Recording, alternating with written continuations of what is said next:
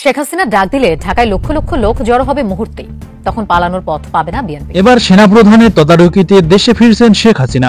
Doctor ইউনূসকে সতর্ক বার্তা দিলেন সেনাপ্রধান ওয়াকারুজ্জামান। সতর্ক করে দিচ্ছি আপনাদের, এই দেশ আমাদের সবার, আমরা সবাই সুখে শান্তিতে থাকতে চাই। আমরা চাই না হানাহানি, কাটাকাটি, মারামারি। শেখ হাসিনা আসবে, বাংলাদেশ হাসবে ব্যানারে রাজধানীর বিমানবন্দরে বিক্ষোভ মিছিল করেছেন আওয়ামী লীগ ও এর অঙ্গ সংগঠনের নেতাকর্মী।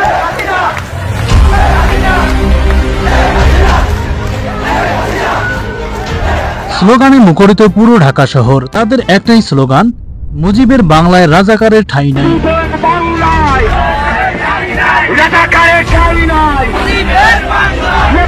শেখ হাসিনা আসবে, বাংলাদেশ হাসবে, এমনটি স্লোগানে মুখরিত হয়েছে পুরো ঢাকা শহর। বাংলাদেশ আওয়ামী লীগকে পুনর্বাসন করবে সেনাপ্রধান ওয়াকারুজ্জামান।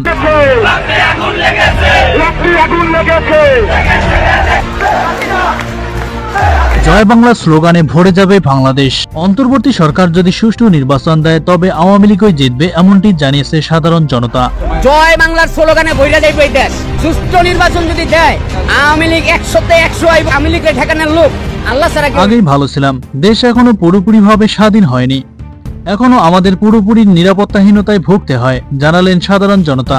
মোটামুটি 17 বছরের কথা বলি, আওয়ামী লীগ সরকারের আমলে এই নিরাপত্তাহীনতায় ভুগি নাই। দেশ স্বাধীন হয়েছে কিনা এটা তো সঠিক বলতে এখনো পর্যন্ত বলতে পারি না। ডক্টর মোহাম্মদ ইউনূসকে আমরা গদিতে বসিয়েছি, যদি জনগণের জননিরাপত্তা যদি নিশ্চিত করতে না পারেন তাহলে আপনি গদি ছেড়ে দেন, এমনটি জানিয়েছে সাধারণ জনতা।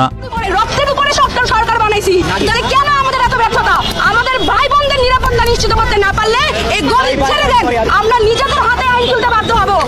আমরা নিজেদের হাতে। হ্যাঁ, অবশ্যই আগে ভালো ছিলাম, বর্তমান সরকারের অবস্থান সমাজে আছে বলে তো মনে হয় না।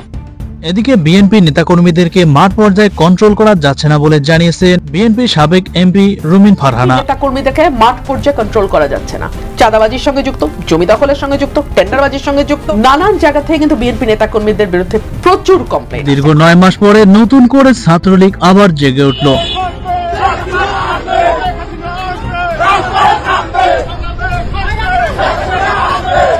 মিছিলে মিছিলে মুখরিত হয়েছে গোটা বাংলাদেশ।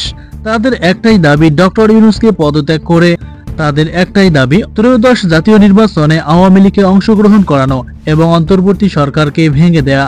ডক্টর মোহাম্মদ ইউনূসকে এখন সারা বাংলার জনগণ নেতিবাচক হিসেবে দেখছেন। পদত্যাগ করলেও আমাদের কিছু না, না করলেও কিছু না, কেননা উনি এমন একটা উপদেশটা আমাদের হয়েছে যে উনাকে যদি আমরা উপদেশ দেই তাহলে আমাদের ইজ্জতের ব্যাপার। উনি দেখেন 10 মাসে কি করছে, ওনার কয়টা প্রাইসটা আছে দেখে আমরা সম্মান করে জায়গাটা বসাইছি। কোন রাষ্ট্রে এরকম একটা লোককে প্রধান উপদেষ্টা মানবেই না কোন রাজনৈতিক দল। সবাই টাকার লোভী, সবাই চোর, এর বাইরে সবাই বিক্রি হয়ে যায়, ওই জায়গার লোক কেউ থাকতে পারে না। গণভোজন আসন্ন নির্বাচনকে কেন্দ্র করে যারা দেশকে অস্থিতিশীল পরিবেশ সৃষ্টি করতে চায় তাদের বিরুদ্ধে দাঁত ভাঙা জবাব দেওয়া হবে।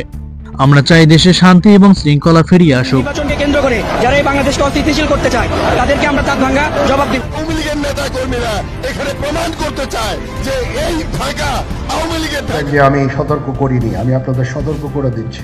আপনারা যদি নিজেদের মধ্যে ভেদাভেদ ভুলে একসাথে কাজ না করতে পারেন, নিজেরা যদি কাদা ছোড়াছুড়ি করেন, মারামারি কাটাকাটি করেন, এই দেশ এবং জাতির স্বাধীনতা সার্বভৌমত্ব বিপন্ন হবে। একটা হলো যে আমি রক্তচোষা, একটা হলো আমি সুদখোর, একটা হলো যে আমি দেশের শত্রু, আমি পদ্মা সেতুর অর্থ আটকে দিয়েছি, আমি চারদিকে ষড়যন্ত্র করি। এদিকে যে কোনো সময় অন্তর্বর্তী সরকারের প্রধান উপদেষ্টা ডক্টর মোহাম্মদ ইউনূসকে অপসারণ করতে পারেন সেনাপ্রধান ওয়াকারুজ্জামান, আর এই বিষয়ে তিনি সতর্ক বার্তাও দিয়েছেন। তবে এই বিষয়টি কি আওয়ামী লীগ সরকারকে পুনর্বাসন নাকি অন্য কিছু, এ বিষয়ে তুমুল আলোচনা এবং সমালোচনা সৃষ্টি হয়েছে নেটিজেনদের মধ্যে। ডক্টর ইউনূসকে অপসারণের জন্য নতুন সিদ্ধান্ত যে কোনো সময় আসতে পারে, এমন একটি পরিস্থিতি তৈরি করা হয়েছে। আর এই সিদ্ধান্ত দেবেন সেনাপ্রধান জেনারেল ওয়াকারুজ্জামান। সিদ্ধান্তের পেছনে রাজনৈতিক কারণ থাকতে পারে যা তাকে ক্ষমতা থেকে সরানোর জন্য একটি হাতিয়ার হিসেবে ব্যবহার করতে পারে। ডক্টর ইউনূস বর্তমানে বাংলাদেশের অন্তর্বর্তী সরকারের প্রধান উপদেষ্টা হিসেবে দায়িত্ব পালন করছেন। তার অপসারণের আলোচনা নতুন করে শুরু হয়েছে এবং এর পেছনে বেশ কিছু কারণও থাকতে পারে। রাজনৈতিক অস্থিরতা, ক্ষমতা কক্ষিগত করার চেষ্টা বা ব্যক্তিগত বিদ্বেষ এর মধ্যে অন্যতম। যেহেতু তিনি একজন প্রভাবশালী ব্যক্তি, তাই তার অপসারণের ফলে রাজনৈতিক পরিস্থিতির পরিবর্তন হতে পারে। এরূপ পরিস্থিতিতে ডক্টর ইউনূসের রাজনৈতিক ভবিষ্যৎ অনিশ্চিত। তার বিরুদ্ধে যে কোনো সময় নতুন সিদ্ধান্ত আসতে পারে, যা সেনাপ্রধান জেনারেল ওয়াকারুজ্জামান তার সতর্ক বার্তায় বলে দিয়েছিলেন, এবং এটি ডক্টর ইউনূসের রাজনৈতিক জীবন এবং দেশের রাজনৈতিক পরিস্থিতিকে প্রভাবিত করবে। এদিকে অন্তর্বর্তীকালীন সরকারের প্রধান উপদেষ্টা ডক্টর ইউনূসকে নিয়ে এবার এরূপ মন্তব্য করলেন নুরুল হক নূর। মানুষ প্রচন্ড রকমের ক্ষুব্ধ এবং হতাশ হচ্ছে। আওয়ামী লীগ নিষিদ্ধ নিয়ে প্রধান উপদেষ্টা ডক্টর ইউনূসের বক্তব্যে আমরা বেশ হতাশ হয়েছি, এমনটি জানিয়েছেন গণ অধিকার পরিষদের সভাপতি নুরুল হক নূর। জুলাই গণ অভ্যুত্থানের বর্ষপূর্তিকে কেন্দ্র করে মাসব্যাপী কর্মসূচি হাতে নিয়েছে গণ অধিকার পরিষদ।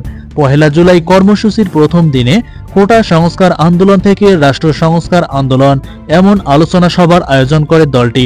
এই দিন সকাল 11টায় ঢাকায় রিপোর্টার্স ইউনিটিতে এই আলোচনা সভা অনুষ্ঠিত হয়। আলোচনা সভায় আওয়ামী লীগ নিষিদ্ধের বিষয়ে প্রধান উপদেষ্টার বক্তব্য হতাশা প্রকাশ করেছেন গণ অধিকার পরিষদের সভাপতি নুরুল হক নূর।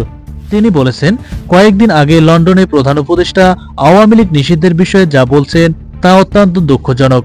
আওয়ামী লীগ নিষিদ্ধ নিয়ে প্রধান উপদেষ্টা বক্তব্যে আমরা হতাশ হয়েছি। সবাই আপোষ করলেও আওয়ামী লীগের প্রশ্নে গণ অধিকার পরিষদ আপোষ করবে না। গত জুনে লন্ডনে চ্যাথাম হাউজের আলোচনায় অংশ নিয়েছিলেন প্রধান উপদেষ্টা ডক্টর ইউনূস।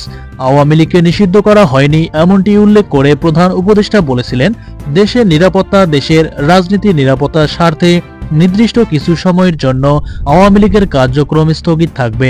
আওয়ামী লীগ নিষিদ্ধের প্রশ্নে কাউকেই ছাড় না দেওয়ার ঘোষণা দিয়ে নূর যোগ করেন, আওয়ামী লীগ নিষিদ্ধের প্রশ্নে কোনো রাজনৈতিক দল বা উপদেষ্টা কাউকেই ছাড় দেওয়া হবে না।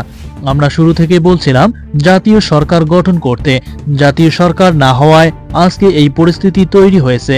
যে যেভাবে পারছে সেভাবে কাজ করছে। কোনো দল ভাবছে নিজেরাই ক্ষমতায় চলে আসছে। আমাদের মধ্যে এরকম করলে আওয়ামী লীগ আবারও আমাদের মাঝে ফিরে আসবে এবং তারা স্বৈরাচারী শাসন ব্যবস্থা শুরু করে দেবে। জুলাইয়ের চেতনা সমুন্নত রাখার বার্তা দিয়ে সাবেক এই ডাকসুর ভিপি বলেন, জুলাই বিভাজন নয়, ঐক্যের প্রতীক। কিন্তু অনেক দল যারা মনে করে ক্ষমতায় যেতে পারে, তারা তো কিছুই মানতে চায় না। বিভেদ তৈরি হয় এমন বক্তব্য থেকে সবার দূরে থাকা উচিত। গণ অধিকার পরিষদের উচ্চতর পরিষদের সদস্য মাহফুজুর রহমান খানের সঞ্চালনায় অনুষ্ঠানে আরো বক্তব্য রাখেন গণ অধিকার পরিষদের আরো অন্যান্য নেতারা। এবার নির্বাচনের প্রস্তুতি নিতে আইন শৃঙ্খলা বাহিনীকে নির্দেশ দিলেন স্বরাষ্ট্র উপদেষ্টা। ফেব্রুয়ারিতেই ত্রয়োদশ জাতীয় সংসদ নির্বাচন অনুষ্ঠিত হবে ইনশাআল্লাহ, এমনটি ধরে আইন শৃঙ্খলা রক্ষাকারী বাহিনীকে প্রস্তুতি নিতে নির্দেশ দিয়েছে স্বরাষ্ট্র মন্ত্রণালয়। নির্বাচনের আগে সব আইন শৃঙ্খলা বাহিনীর সদস্যদের সমন্বয়ে অন্তত 2টি মহড়া দিতে বলা হয়েছে। একটি মহড়া হবে সেপ্টেম্বরে, অন্যটি নির্বাচনের ঠিক আগে সোমবার সচিবালয় স্বরাষ্ট্র মন্ত্রণালয়ের সম্মেলন কক্ষে আইন শৃঙ্খলা সংক্রান্ত কোর কমিটির সভায় এসব সিদ্ধান্ত হয়েছে বলে জানিয়েছে। বৈঠকে উপস্থিত একজন উপদেষ্টা আইন শৃঙ্খলা বাহিনীর সদস্যের উদ্দেশ্যে বলেন, নির্বাচনে সহিংসতা হবে এটা ধরে নিয়েই প্রস্তুতি নিতে হবে।